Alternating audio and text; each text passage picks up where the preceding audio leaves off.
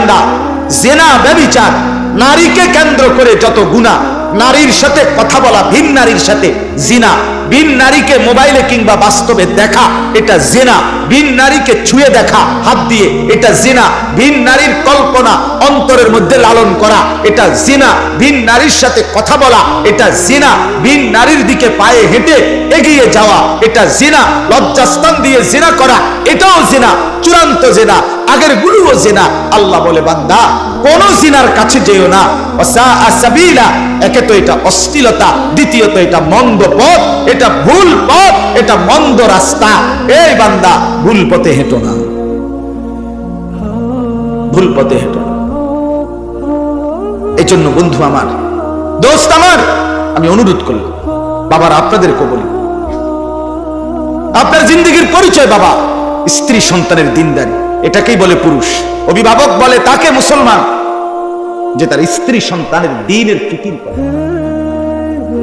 খাট পালং আর সোফা, বিদেশ আর ভাত তরকারি আর বিল্ডিং, ইট বালু আর সিমেন্ট, শুধু এইটা নিয়ে যে ব্যস্ত থাকে, খোদার কসম, তারে মুসলিম অভিভাবক, মুসলমান বাবা বলে না। এমনি বাপ হইতে পারে, কিন্তু মুসলমান বাপ এটারে বলে না। মুসলমান মা এটারে বলে না। যার মেয়ে বেপর্দা, তুই বেটি মুসলমান মা না, বেটি তুমি কোনো মুসলমান বাবা না। তোমার ছেলে আছে 1 বছর 2 বছর, কোনোদিন তোমার ঘরে ফজরের নামাজ পড়ে না, তুমি কোনো ব্যাড হইতো না। তুমি নিজেও আসছো দুনিয়া ভোগ করতা, তোমার জিভুতরও লাগাই দিছো দুনিয়া ভোগ করতে। তুমি দুনিয়া লোভী, তুমি সম্পদ লোভী। তুমি ফুলারে কইয়া দিছ, করলে ফর বাবুরে নমাজ রোজাইতান আমার বিষয় না, দেশে থেকে কামাই করলে কামাই কর, বলে বিদেশ যা, টেহার দরকার, টেহার দরকার। তো জেডায় তোর চাচাই শুনছি জমি বেচবো, টাকা আগের থেকে রেডি না রাখলে পরে কোন ফাঁকে চালায়, পরে ফেসে বলবো যা বিদেশ যা, টেহার দরকার। তুই হলি টাকা এটিএম বুথ, তোরে টিপ দিলে টাকা বাইরে, তোর টাকার মেশিন।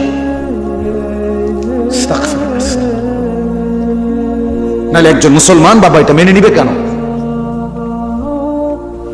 ইমাম বুখারী রাহমাতুল্লাহ আলাইহি, বুখারী শরীফের নাম আপনারা সবাই জানেন। ইমাম বুখারী রাহমাতুল্লাহ আলাইহি 8 বছর বয়সে অন্ধ হয়ে গেছিলেন।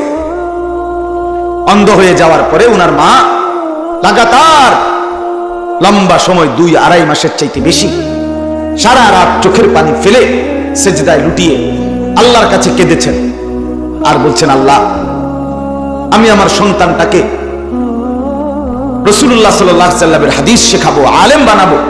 চোখে দেখছে না মাওলা, হঠাৎ আমার ছেলেটা যদি অন্ধ হয়ে যায়, তাহলে আমার এই স্বপ্ন বাস্তবায়ন হবে কিভাবে? আমার তো স্বামী নাই, ছেলেটার তো বাবা নাই, আমার ইয়েতিম সন্তান, আল্লাহ আপনি বঞ্চিত করিয়েন না।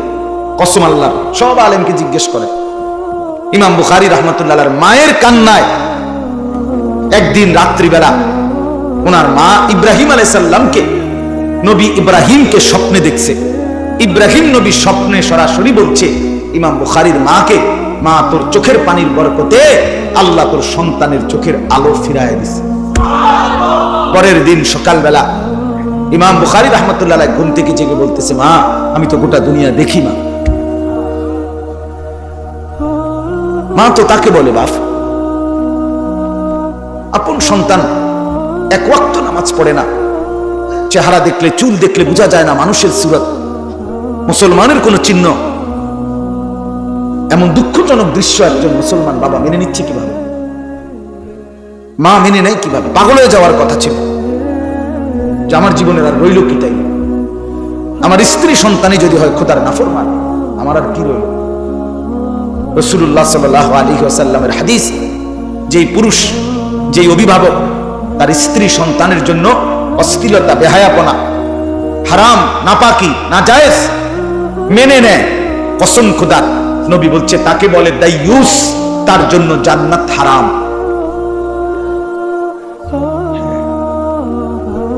যার ঘরে আজ 10 বছর ধরে টেলিভিশন চলতেছে, আমনের বেডি আর আমনের জিফুট, আমনের ঘরে আমনের টাকা দিয়া বিদ্যুৎ বিল দেন আমনে, ডিশের বিল দেন আমনে, আপনার ঘরে আপনার টাকা দিয়া আপনার বউ বাচ্চা আজকে 10 বছর 20 বছর আপনার ঘরে প্রতিদিন রঙিন টেলিভিশনে নাচ গান নর্তকীর ছবি দেখে, আপনি সাফ কথা আপনি মেনে নিচ্ছেন, আপনি দেখতেছেন এটা যে 20টা বছর 10টা বছর ধরে যতবার টেলিভিশন ডিস্টার্ব হয় আপনি মিস্ত্রি এনে ঠিক করে দেন, আপনি বিল দেন, আপনি ডিশের বিল দেন, বিদ্যুৎ বিল আপনি দেন।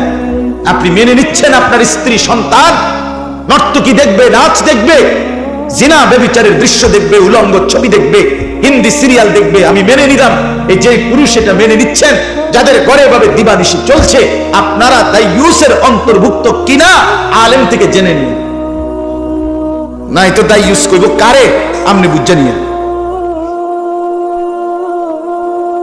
কি ভাবছেন জান্নাত মামুর বাড়ি? হ্যাঁ, আমার শায়েখ আল্লামা মুফতি মুশতাকুর নবী সাহেব দিবানিশি বলে, এরে আল্লাহর বান্দা, হাসরের মাঠ কোনো মামার বাড়ি না, নানার বাড়ি না, হাসরের মাঠ কোনো শ্বশুর বাড়ি না, হাসরের মাঠ সেই মাঠ বাপ সোয়া লাখ আম্বিয়া, সমস্ত নবী রাসূল আদম থেকে মুহাম্মদ সাল্লাল্লাহু আলাইহি ওয়াসাল্লাম পর্যন্ত সমস্ত নবী যেই মাঠের ভয়ে দিবানিশি দুনিয়ার হায়াতে কাঁদছেন, সেই মাঠের নাম হাসরের মাঠ। সমস্ত সাহাবী, তাবিঈ, আউলিয়া, সমস্ত নেককার বুজুর্গ যে মাঠের ভয়ে অন্তরে সর্বদা কাঁপছেন, ভয় পাইছেন, কাঁদছেন, সেই মাঠকে বলে হাসরের মাঠ। আমরা কিতাবে পড়ছি হযরত আবু বকর সিদ্দিক রাদিয়াল্লাহু তাআলা আনহু ইন্তেকালের পূর্বে মাঝে মাঝে এরকম গাছের পাতা টানতেন, ছিটতেন আর বলতেন, হায় আমি যদি এই গাছ হতাম, আমাকে যদি কেটে ফেলে দিত, লাউ কুনতু শাজারাতান তু'বাদু, আমি যদি গাছ হতাম, আমাকে যদি ফেলে দিত কেউ, আমি যদি পাতা হতাম, আমাকে যদি কেউ ছিঁড়ে ফেলে দিত, আমি যদি আসরের মাঠে না যাইতাম। হযরত ওমর রাদিয়াল্লাহু তাআলা আনহু শাহাদাতের পূর্ব মুহূর্তে, ইন্তেকালের পূর্ব মুহূর্তে হযরত আব্দুল্লাহ ইবনে আব্বাস রাদিয়াল্লাহু তাআলা আনহুমার মতো সাহাবী, উনি হযরত ওমরের প্রশংসা করতেছিলেন মৃত্যুর মুহূর্তে, বলতেছেন, আমিরুল মুমিনিন, আপনি 10.5 বছর মুসলমানদের খলিফা ছিলেন, আপনি অর্ধ পৃথিবী শাসন করেছেন, আপনার আমলে কত দেশ কত শহর বিজয় হয়েছে, আপনার অনেক মর্যাদা, আপনি কেন ঘাবড়াচ্ছেন, কাঁদতেছেন? কসম আল্লাহর, আমরা কিতাবে পড়ছি হযরত ওমর রাদিয়াল্লাহু তাআলা আনহু বলছে, ইবনে আব্বাস দোয়া করো আমার সারা জিন্দেগীর এই মেহনতের বিনিময়ে আল্লাহ যদি কমপক্ষে আমার গুনাহ এবং নেকি বরাবর করেও যদি আমারে ছাইড়া দেয়, তাইলেও আমি সন্তুষ্ট। লা আজরা ওয়ালা উজরা, হিসাবের মধ্যে যেন একদূর হয় যে আর নেকিও নাই, তবে আর গুনাহও নাই, কমপক্ষে যদি একদূর হয় আমার শাড়ি। ওমরের মতো সাহাবী বলছেন, বাপ আখিরাতটাকে খামখেয়ালি মনে করছেন আপনারা মুরব্বীরা, আপনারা চা দোকানে জিন্দেগি শেষ করে দিচ্ছেন। কি ভাবছেন আসলে আখিরাত? আমি বুঝি না। 60 বছরের বুড়া মানুষ এখনো বিড়ি সিগারেট খায়। আরে এই চাচা আখিরাত কি বুঝলা যে এতটা বছরে? 60 বছরের বুড়া মানুষ এখনো চা দোকানে বসে রঙিন টেলিভিশনে নাচ গান দেখে। আহা চাচা, আপনি কি বুঝলেন চাচা? আজকে এতদিনও আপনি আখিরাত বুঝলেন না? আজকে এত বছর পরেও কবরের ভয় আসলো না? আহা মুসলমান, আর আসবে কোন দিন?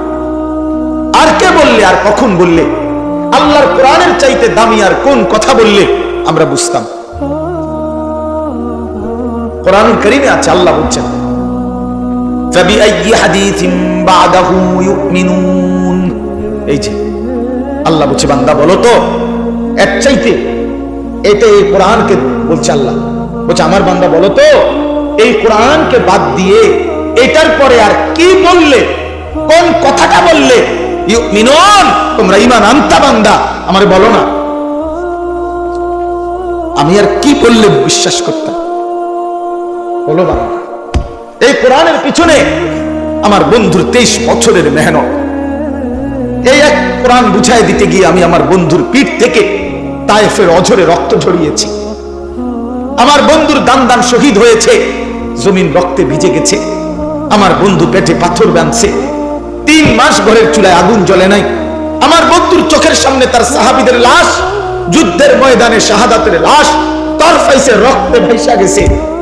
বন্ধু আমার নিজের চোখে দেখছে এত কষ্ট, এত ত্যাগ, এত তিতিক্ষা, এত কোরবানির বিনিময়ে আমি আল্লাহ তাআলার কি বললে বান্দা বিশ্বাস করতাম?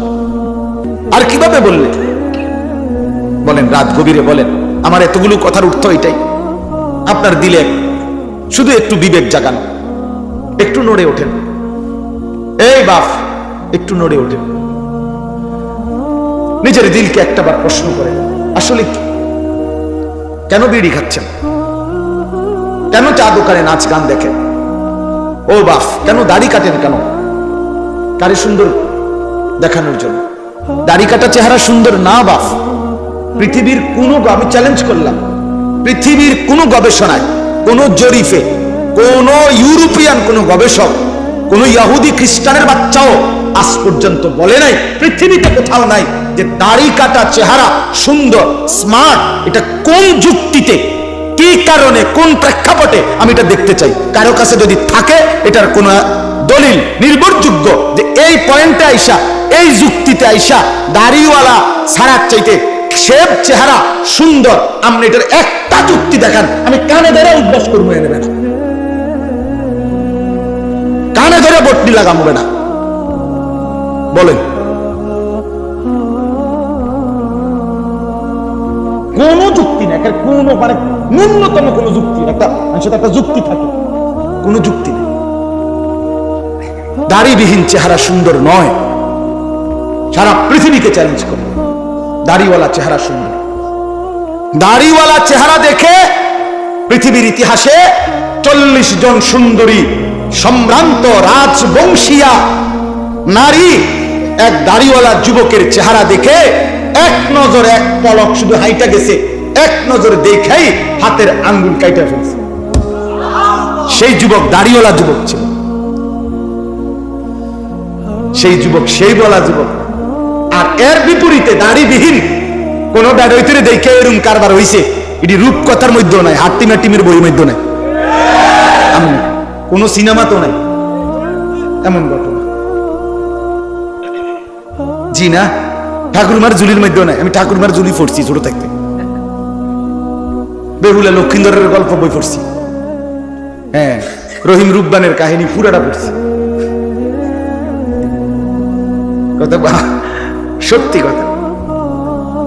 এই জন্য আমি বলতে চাচ্ছি, আপনি বলেন ফিরতেই হবে, আমরা ফিরতেই হবে। আমাদের গন্তব্য আখিরাত। আমাদের গন্তব্য কি বলেন না?